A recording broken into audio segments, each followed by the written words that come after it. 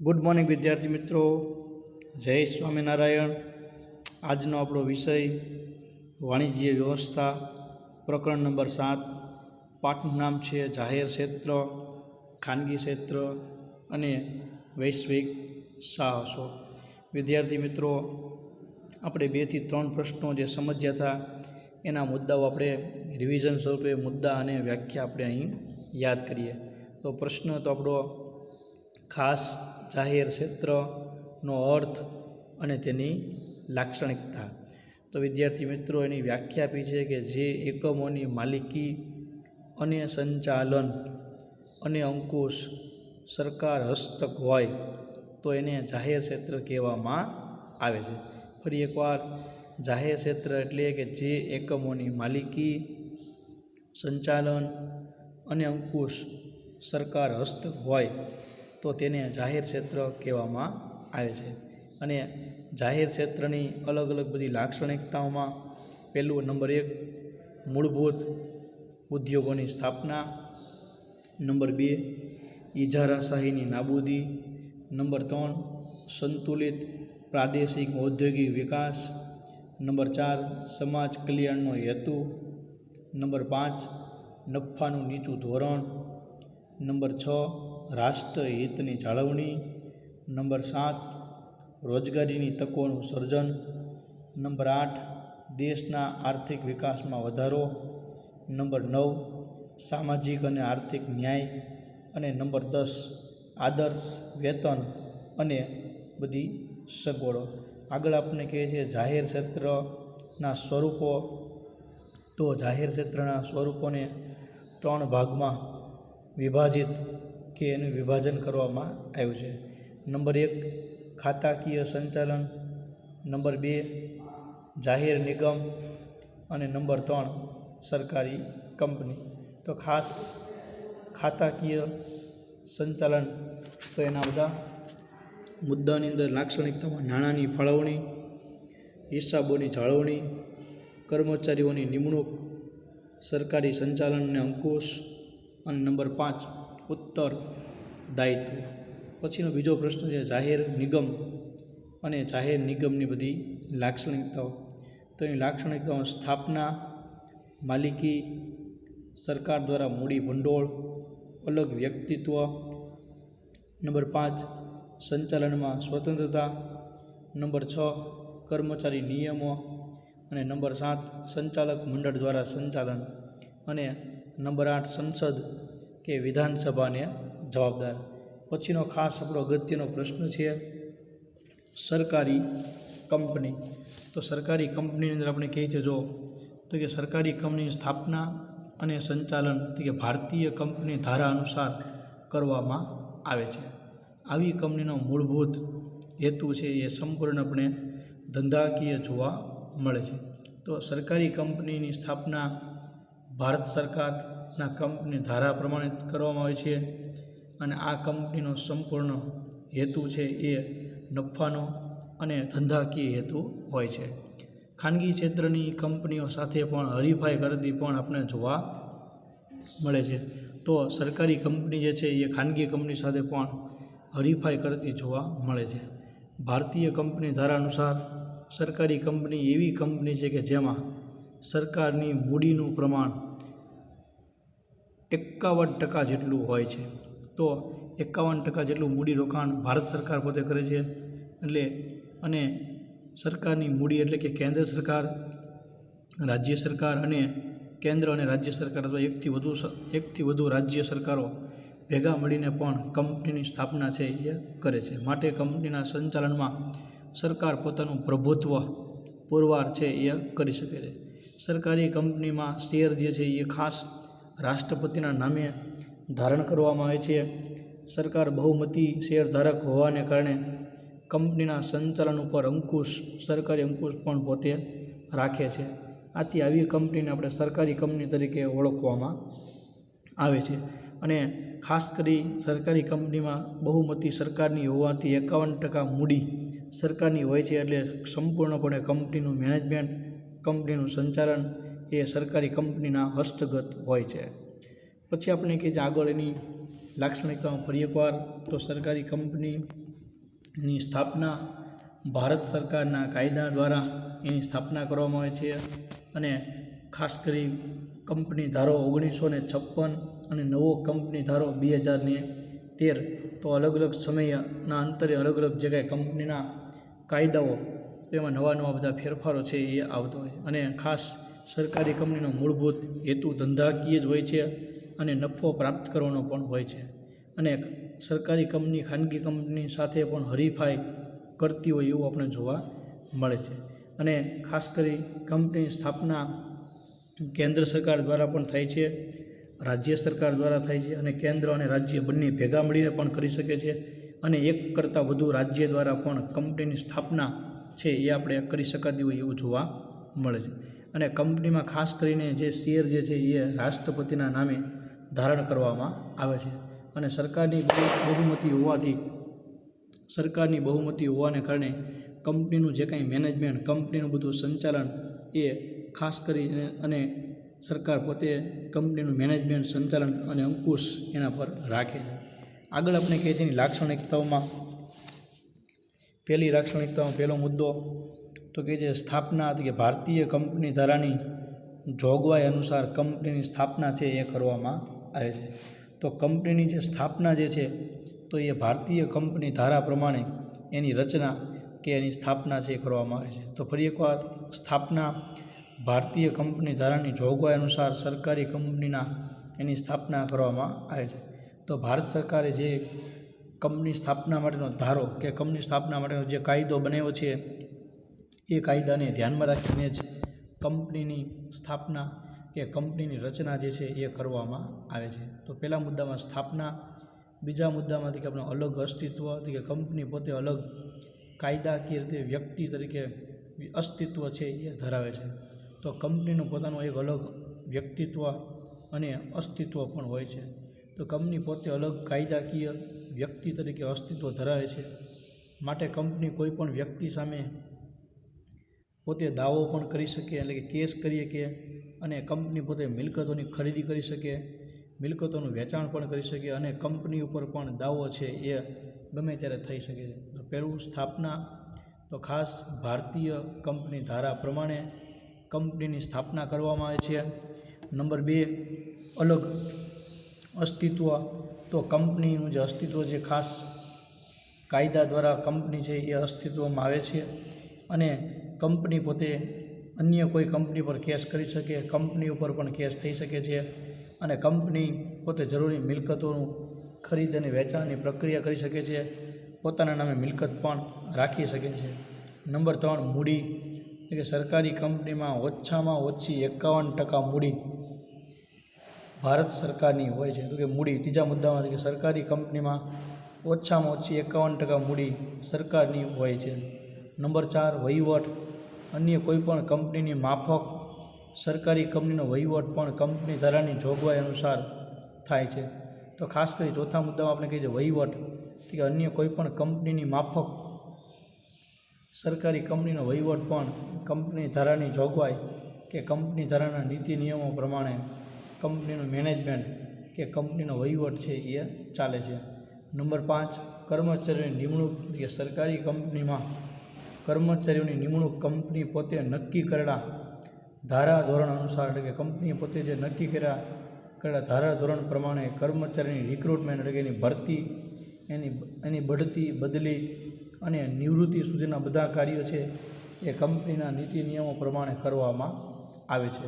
તો સૌથી પહેલું સ્થાપના, બીજા મુદ્દામાં કે અલગ અસ્તિત્વ, ત્રીજું મૂડી, ચોથું વહીવટ અને પાંચમું કર્મચારીઓની નિમણૂક અને છઠ્ઠા મુદ્દામાં કહે છે સભ્યોની નિમણૂક, કે કંપનીના સંચાલક મંડળ દ્વારા, તો કહે છે ખાસ કરીને સભ્યોની નિમણૂક, કે કંપનીના સંચાલક મંડળના બધા જ સભ્યોની નિમણૂક સરકાર પોતે કરે. તો સભ્ય તરીકેની નિમણૂક પણ ભારત સરકારના કંપની ધારા ધોરણ પ્રમાણે કે કંપનીના નીતિ નિયમો પ્રમાણે એની નિમણૂક છે એ કરવામાં આવે છે. તો સૌથી પહેલો મુદ્દો સ્થાપના, બીજો મુદ્દો અલગ અસ્તિત્વ, ત્રીજું મૂડી, ચોથું વહીવટ, પાંચમું કર્મચારીઓની નિમણૂક, નંબર 6 સભ્યોની નિમણૂક નંબર 7 અને ઓડિટરની નિમણૂક. તો ઓડિટર એટલે કે હિસાબોની તપાસ કરનાર એવા અધિકારી. તો હિસાબો જે કંપનીમાં નફો નુકસાન જે કાંઈ પણ થાય છે તો કંપનીના હિસાબોની દેખરેખ. તો કે સરકારી કંપનીને કંપની ધારા મુજબ હિસાબો રાખવાના અને હિસાબોનો ઓડિટના નિયમો અને વિધિમાંથી મુક્તિ મળે છે, પરંતુ ઓડિટરની નિમણૂક સરકાર પોતે કરે છે. વાર્ષિક અહેવાલ સંસદમાં કે વિધાનસભામાં પણ રજૂ કરવામાં આવે છે. તો ખાસ કરી કંપનીના જે હિસાબો જે છે, આવક અને જાવક, તો એ હિસાબી બાબતો પણ ખાસ કંપની ધારા પ્રમાણે કે કંપનીના નીતિ નિયમો પ્રમાણે રાખવામાં આવે છે. તો કે સરકારી કંપની ધારા મુજબ હિસાબો રાખવાના, ઓડિટના નિયમો અને વિધિમાંથી એને મુક્તિ મળે છે, પરંતુ ઓડિટરની નિમણૂક એટલે કે હિસાબોની તપાસ કરનાર અધિકારી, તો એની નિમણૂક છે કરવામાં આવે છે. વાર્ષિક અહેવાલ, વર્ષના અંતે જે થયેલી કામગીરી એનો આખો ચિતાર અહેવાલ સંસદમાં અથવા તો વિધાનસભામાં એને રજૂ કરવો પડે છે. નંબર 8 મૂડી મેળવવાની વ્યવસ્થા. તો ખાસ કરી સરકારી કંપની જરૂરી મૂડી સરકારને કે ખાનગી શેરધારકોને ફાળવેલ શેરમાંથી મેળવે છે. તો કોઈ પણ ધંધો શરૂ કરવા માટે મેઇન વસ્તુ પાયાની છે એ છે મૂડી. તો આ મૂડી મેળવવા માટે કે મૂડી પ્રાપ્ત કરવા માટે કંપની પોતે share, debenture, preference share, stock, bond, mutual fund વગેરે પોતે બહાર પાડે છે અને એ બહાર પાડીને પોતે મૂડી એટલે કે નાણાં છે એ પ્રાપ્ત કરે છે. નંબર 9 નીતિ વિષયક નિર્ણયો. કે સરકારી કંપનીના નીતિ વિષયક નિર્ણયો સંબંધિત ખાતાના પ્રધાન દ્વારા છે એ નિર્ણયો લેવામાં આવે છે. તો કંપનીલક્ષી અગત્યના મહત્ત્વના જે કાંઈ નિર્ણયો લેવાના હોય તો એ નિર્ણયો જે તે ખાતાના પ્રધાન દ્વારા, જે તે ખાતાના જે અધિકારી દ્વારા આ નિર્ણયો છે એ લેવામાં આવે છે. તો સૌથી પહેલો મુદ્દો સ્થાપના, બીજા મુદ્દામાંથી કે અલગ અસ્તિત્વ, ત્રીજા મુદ્દામાંથી કે મૂડી, ચોથા મુદ્દામાંથી કે વહીવટ, પાંચમા મુદ્દામાંથી કે કર્મચારીઓની નિમણૂક, નંબર 6 સભ્યોની નિમણૂક, નંબર 7 ઓડિટરની નિમણૂક, નંબર 8 મૂડી મેળવવાની વ્યવસ્થા અને નંબર 9 નીતિ વિષયક નિર્ણયો. તો ખાસ કરી સરકારી કંપનીની સ્થાપના ભારત સરકાર દ્વારા 1956ના કાયદા દ્વારા કંપનીની સ્થાપના થઈ છે અને ખાસ કરી સરકારી કંપની જે છે તો એ ધંધાકીય સ્વરૂપે આપણે જોવા મળે છે અને ખાનગી કંપની સાથે પણ એ બધો હરીફાઈ કરે છે અને સરકારી કંપનીમાં મૂડીરોકાણ 51% ભારત સરકારનું પોતાનું હોય છે અને ખાસ કરીને સરકારી કંપનીની અંદર પણ એની સ્થાપના કેન્દ્ર અથવા રાજ્ય સરકાર દ્વારા થાય છે અથવા રાજ્ય અને કેન્દ્ર બધા ભેગા મળીને પણ સ્થાપના કરી શકે છે. નેક્સ્ટ આપણે અગત્યનો એક મહત્ત્વપૂર્ણ તફાવત છે તો જાહેર સાહસના સ્વરૂપોની તુલના. તો જાહેર સાહસના સ્વરૂપો આપણે ખબર છે 3 છે. પહેલું હતું કે ખાતાકીય સંચાલન, બીજું જાહેર નિગમ અને સરકારી કંપની. તો એને 3 ભાગમાં જાહેર સાહસને 3 ભાગની અંદર એને વિભાજિત કે એની વિભાજન છે એ આપણે કરેલું છે. તો ખાસ કરીને જોવા જાય તો જાહેર સાહસના સ્વરૂપોની તુલના, ખાતાકીય સંચાલન, જાહેર નિગમ અને સરકારી કંપની. તો પહેલો મુદ્દો આપણે કહીએ સ્થાપના. તો કે સરકારી ખાતા દ્વારા સ્થાપના છે એ થાય. તો ખાતાકીય સંચાલન, તો જે કાંઈ સરકારી ખાતાની સ્થાપના એ સરકાર હસ્તગત એટલે કે સરકાર દ્વારા એની સ્થાપના કરવામાં આવે છે. પછી કહે છે જાહેર નિગમ. તો જાહેર નિગમની સ્થાપના ખાસ કરી સંસદ કે વિધાનસભાના ખાસ કાયદા દ્વારા ખરડો પસાર કરી અને એની સ્થાપના કરવામાં આવે છે. જ્યારે સરકારી કંપની એટલે કે સરકાર દ્વારા કંપની ધારાની જોગવાઈ કે જે હમણાં આપણે સમજ્યા હતા કે કંપની સ્થાપના 1956 કંપની ધારાના નીતિ નિયમો પ્રમાણે કંપનીની સ્થાપના છે એ કરવામાં આવે છે. તો પહેલો મુદ્દો સ્થાપના. તો કે સરકારી ખાતા દ્વારા ખાતાકીય સંચાલન છે એ થાય છે. જાહેર નિગમ. તો જાહેર નિગમમાં સંસદ કે વિધાનસભા દ્વારા ખાસ કાયદો પસાર કરી અને જાહેર નિગમની સ્થાપના થાય છે. સરકારી કંપની તો સરકારની કંપની સ્થાપના 1956 કંપની ધારાના નીતિ નિયમો પ્રમાણે એની સ્થાપના છે એ કરવામાં આવે છે. બીજા મુદ્દામાં કહે છે કાયદાકીય રીતે અસ્તિત્વ. તો કહે છે બીજા મુદ્દામાં કે સરકારથી જુદું અસ્તિત્વ એને મળતું નથી.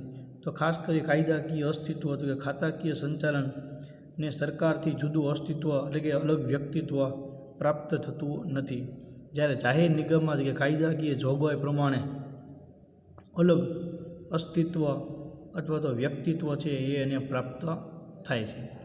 જ્યારે સામે કે કાયદાકીય જોગવાઈ પ્રમાણે અલગ એને અસ્તિત્વ છે એ મળે છે. તો ખાસ કરી સરકારી કંપની તો એને ભારતીય કંપની ધારા પ્રમાણે કંપનીની અલગથી એની વ્યવસ્થિત આપણે સ્થાપના છે એ કરી શકાય છે.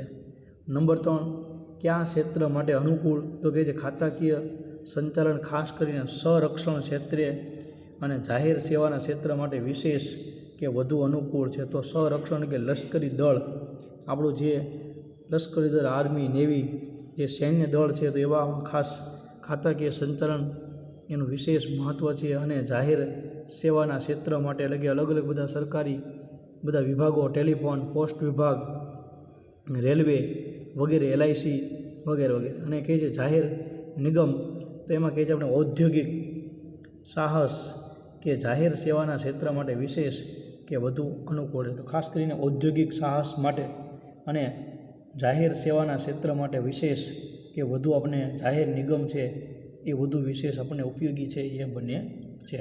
પછી આપણે કહીએ છીએ સરકારી કંપની કે ઔદ્યોગિક ધંધાકીય સાહસ કે વિદેશી સહયોગવાળા ક્ષેત્ર માટે વિશેષ ઉપયોગી છે. ઔદ્યોગિક ધંધાકીય સાહસ માટે તો ખાસ કરી ધંધાર્થી માટે કંપની સ્થાપના માટે ઔદ્યોગિક સાહસ, ધંધાકીય સાહસ કે વિદેશી સહયોગવાળા ક્ષેત્ર માટે વિશેષ કે વધુ આપણે અનુકૂળ કે વધુ આપણે ઉપયોગી બને છે. નંબર 4 આપણે કહીએ છીએ મૂડીની પ્રાપ્તિ. તો કે જે સરકારી અંદાજપત્રની જોગવાઈ અનુસાર મૂડી છે એ પ્રાપ્ત થાય છે. તો સરકારી અંદાજપત્ર તો અંદાજપત્ર એટલે કે કુલ આવક અને કુલ જાવક દર્શાવતું પત્રક, તો એને આપણે અંદાજપત્ર કહેવામાં આવે છે. તો કે સરકારી અંદાજપત્રની જોગવાઈ અનુસાર મૂડી છે એ પ્રાપ્ત કરી શકાય સરકારના અંદાજને ધ્યાનમાં રાખીને. ત્યારે જાહેર નિગમમાં સરકાર દ્વારા મૂડી રોકાણ છે એ થાય. તો જાહેર નિગમમાં ભારત સરકાર પોતે મૂડીનું રોકાણ છે એ કરે છે. જ્યારે સામે ઓછામાં ઓછી 51% મૂડી સરકારી રોકાણ દ્વારા છે એ પ્રાપ્ત સરળતાથી આપણે કરી શકાય છે. તો સૌથી પહેલું તો કંપનીની સ્થાપના, તો ખાસ કરી સરકારી ખાતાકીય સંચાલનની સ્થાપના એ સરકાર દ્વારા થાય છે. જાહેર નિગમની સ્થાપના સંસદ કે વિધાનસભા દ્વારા થાય છે. સરકારી કંપનીની સ્થાપના કંપની ધારા 1956 પ્રમાણે સરકાર દ્વારા કંપનીના નીતિ નિયમો જોગવાઈને ધ્યાનમાં રાખી અને એની સ્થાપના કરવામાં આવે છે. ખાતાકીય સંચાલનને સરકારથી કોઈ અલગ અસ્તિત્વ પ્રાપ્ત થતું નથી. જ્યારે જાહેર નિગમને કાયદાકીય જોગવાઈ પ્રમાણે અલગ એને અસ્તિત્વ કે એને વ્યક્તિત્વ પ્રાપ્ત થાય છે. જ્યારે સામે કે કાયદાકીય જોગવાઈ પ્રમાણે એને અલગ અસ્તિત્વ કે એને વ્યક્તિત્વ છે એ મળે છે. નંબર 3 ખાતાકીય સંચાલન ખાસ કરીને સંરક્ષણ અને જાહેર સેવાના ક્ષેત્ર માટે વિશેષ કે વધુ અનુકૂળ છે. જ્યારે જાહેર નિગમ છે ઔદ્યોગિક સાહસ અને સેવા ક્ષેત્ર માટે વધુ અનુકૂળ છે. જ્યારે સામે ઔદ્યોગિક સાહસ કે વિદેશી સહયોગવાળા ક્ષેત્ર માટે વિશેષ કે વધુ આપણે અનુકૂળ કે ઉપયોગી જોવા મળે છે. નંબર 4 મૂડીની પ્રાપ્તિ.